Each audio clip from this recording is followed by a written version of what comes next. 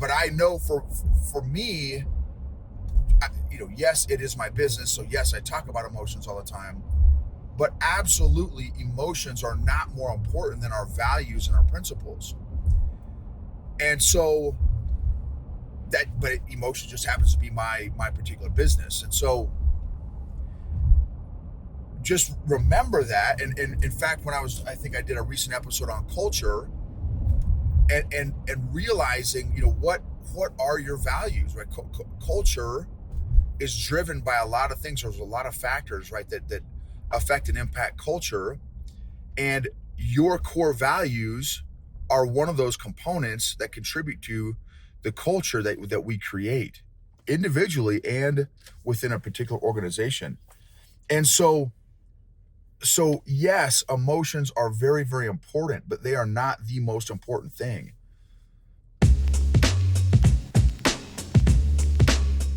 Welcome to the EQ Gangster podcast, where you will learn practical tools to grow your mental and emotional health and intelligence to be the best version of yourself, both at work and at home. It is real, raw, and transformational. The journey of emotional growth isn't easy, but it's worth it. I believe in you.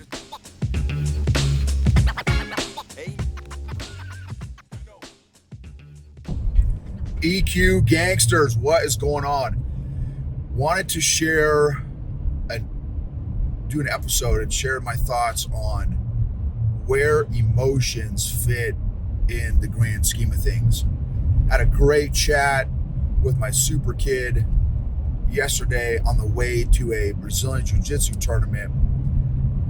We had a couple of our homies competing, and it was this like super fight situation where for non-Jiu-Jitsu people, that's where everybody is just watching one mat. Like there's only one mat and one fight going on, and that's it. In a lot of different tournaments, you've got 6 mats or 10 mats or 20 mats, and there's 20 fights going on or 10 fights going on, which is not a super fight. It's more of a tournament. This was one super fight at one weight class, and then that fight's over. And so on the way there, we had a great chat, and the topic of shocking emotions came up. And it really made me think. She had some really good insights. And I don't know that I've ever, well, I've talked about it a couple times, but I've never done a full episode just on this topic. Where do emotions fit in the grand scheme of things? The other thing that got me thinking about this topic is the woke culture and how much of bullies they are. The woke culture, I think, it's very, very clear to me, they are incredibly bully. Like they're huge bullies. And I won't say they're the least tolerant people that I've ever experienced, but they are up there for sure. And maybe some of the most, from an ideological standpoint, the least tolerant people they could be. I have no idea. I'm not a social science guy or whatever, and I just thought, wow, they like just some serious bullies. And I don't like that. I'm not a fan of bullies, any kind of bullies. I don't like any kind of bullies. And the fact that they are such big bullies, and here's the thing is, what is one of their biggest weapons? In fact, my wife has her own podcast called Filter It Through a Brain Cell, and she talks about the thinking side, and this is one of those logical fallacies, right? What some people do, and definitely the woke mob, what they do is one of their primary weapon systems and tools that they use are emotions. And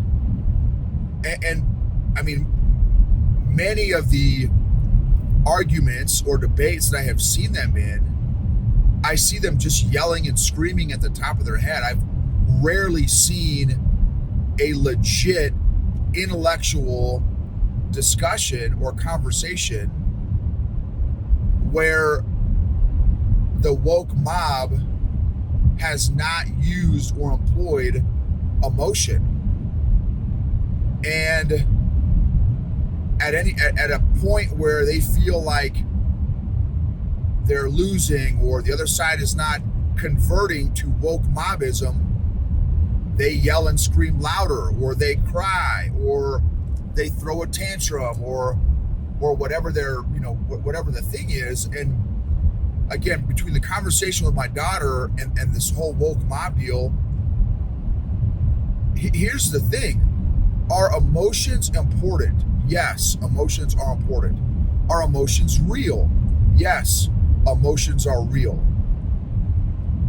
Are emotions higher in life than values and principles? Absolutely not, in my opinion. They are not more important than values and principles. Values and principles are a much higher factor, component, decision-making thing than emotions are. Again, not to invalidate emotions, not that emotions aren't real, that they aren't important. Yes, they're real, they're important, they're valid. The goal, though, of emotional intelligence is to be informed about our emotions, informed by our emotions, but not to be controlled by them or manipulated by our own emotions. And I was, I had, again, in my conversation with my daughter, one of the things that, obviously emotions and emotional intelligence stuff is my business. So I talk about them all the time, but I know for me, yes, it is my business. So yes, I talk about emotions all the time, but absolutely emotions are not more important than our values and our principles. And so but emotion just happens to be my particular business. And so just remember that. And in fact, when I think I did a recent episode on culture and realizing, what are your values, right? Culture is driven by a lot of things. There's a lot of factors, right, that affect and impact culture. And your core values are one of those components that contribute to the culture that we create individually and within a particular organization. And so yes, emotions are very, very important, but they are not the most important thing. And again, one of the reasons why I do what I do is so that they don't become the most important thing. And so they don't become a thing which controls us. One thing I told my daughter, I'm like, most people don't realize how much power their emotions actually have over them. They don't realize how much influence their emotions have over their decision-making process. Many people think they're making logical decisions when in reality, because of some emotional injury from the past, they have created a logical case, just like an attorney would, a logical case to back up the emotional decision that they have been making for, in some cases, 10, 15, 20 years because of an emotional injury in the past. And, again, my example is me with money. When I saw my mom and dad literally yelling and screaming at each other in the middle of a kitchen. I remember it was reminding me of King Kong. My dad was standing in the middle of the kitchen. My mom was literally hiding behind the kitchen island, crying and screaming. And my dad, again, looked like King Kong on top of the Empire State Building, literally throwing pots and pans against the wall, against the windows, like. And of course, I come down yelling and screaming, what's going on, freaking out. I'm 6, 7, 8 years old, and at that time when I saw that thing and the dust settled a little bit, and they stopped kind of yelling and screaming at each other, I was hiding behind my mom behind the kitchen island. I found out the argument was about money. And I made a decision in my little 6, 7, 8-year-old brain that I had no idea what money was at that time, but I made a decision that I want nothing to do with this thing called money. If it could turn my loving parents into, these yelling and screaming people, and turn my dad, and who was a big giant teddy bear, never got angry ever, turned him into, this wild and crazy guy. I'm like, man, I want nothing to do with whatever this thing is that's called money. And I had no idea. So literally until, however many years ago, I went to counseling and stuff, I had no idea that I had been avoiding anything dealing with money for 3 or 4 decades. I didn't even want to pay the pizza guy because I had to handle money and deal with money. And I was terrified wow, do I tip him? How much do I tip him? Oh my gosh. I had so many emotions, unpleasant, uncomfortable emotions around money. I mean, imagine being an entrepreneur and having an aversion to money, like an intense emotional aversion to money. Think how effective you can be as an entrepreneur when you got that going on. So that's a perfect example. I am a perfect example of how an emotional injury from decades ago were causing me to make very specific decisions in my life around a very, very important topic in my life, in everyone's life, which is money, without me even knowing it. I had no idea that was even going on. I had no idea. So again, the goal of emotional intelligence is not so that your life revolves around them, is so that our emotions don't control us and don't manipulate us and don't affect our decision-making process, especially in incredibly important areas like money. Let's use another one, faith. I have met so many people that are, faith averse, we'll say, but really what after conversations with some of these people is somebody that was whatever religion, a Christian or a Muslim or a Hindu or Buddhist, offended them or abused them or hurt them. And so then in their mind, just like I did with money, they did the same thing with faith. Oh man, well, if this guy's a Christian and he punched me in the face, or if this guy's a Buddhist and he, hurt me on the playground, or this guy's a Muslim and he, smacked me in my grill, then, oh man, all Muslims are bad or all Christians are bad, and we, and same thing with race, right? Hey, this white guy beat me up, so all white guys are bad, or this black guy beat me up, so all black guys are bad, or this Mexican guy beat me up, so all Mexicans are bad. Like, and we do that. A lot of us do that. Again, pick the area. For me, it was money. Some people it's faith. Some people it's race. And again, those are emotional injuries. Then we develop these tremendous amount of unpleasant, uncomfortable emotions, which cause. Then we build these logical, quote unquote, logical stories to back up our uncomfortable, unpleasant emotions, so we don't experience those emotions anymore because we had that emotional injury, right? And it just goes on, and then it affects our whole thought process. And then we could build an entire narrative, an entire story, an entire mental framework around this area. Again, for me, it was money that is hurting us. That is unproductive, unhealthy. So I want to encourage you all to look at in your own life a couple things. Where are some behaviors that are unproductive, unhealthy in your life, and see if you can discover what the emotional origin story is. I talk about that a lot too. What is the emotional origin story of that uncomfortable, unhealthy, unpleasant behavior pattern? Where did it come from? Where did it start? Where did it start?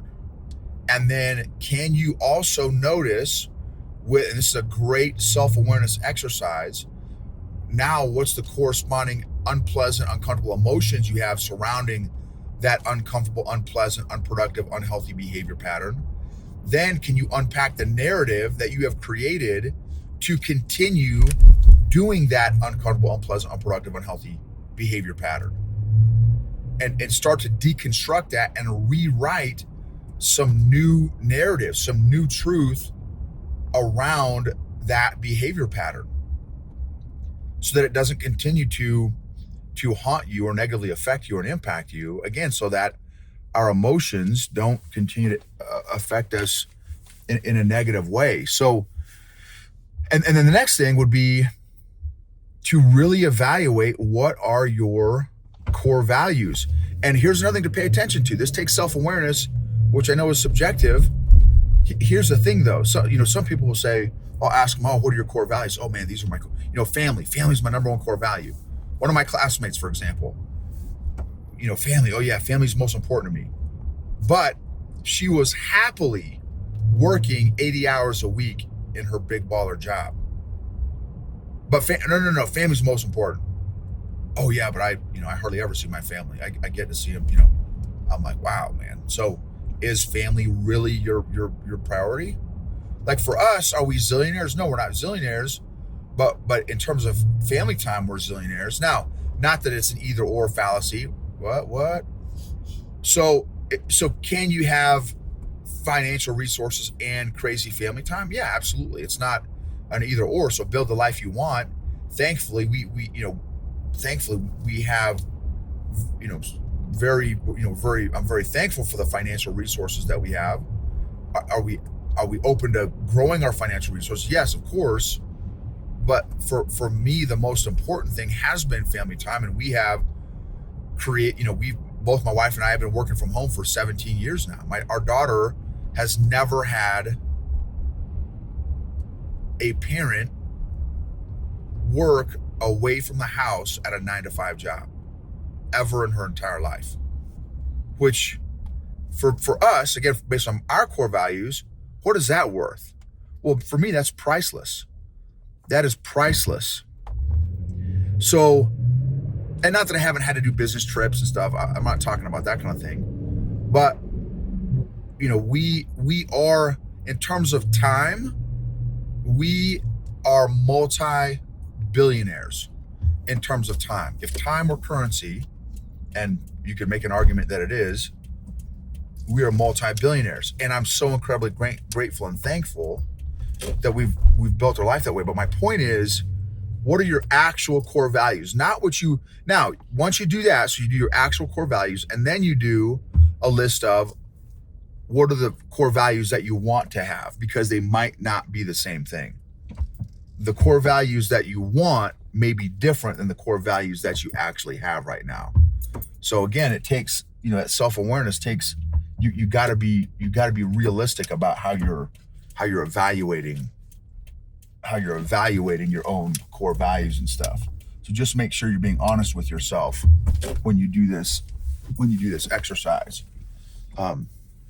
So anyway, thank you for joining us. Thanks for being a part of this, my emotional journey, and letting me be a part of your emotional growth journey. And thank you for just taking 15, 20 seconds to rate, review, subscribe, share maybe a particular episode that was impactful for you. And remember, emotionally healthy leaders create emotionally healthy cultures and organizations, which lead to optimized results, outcomes, performance, and engagement.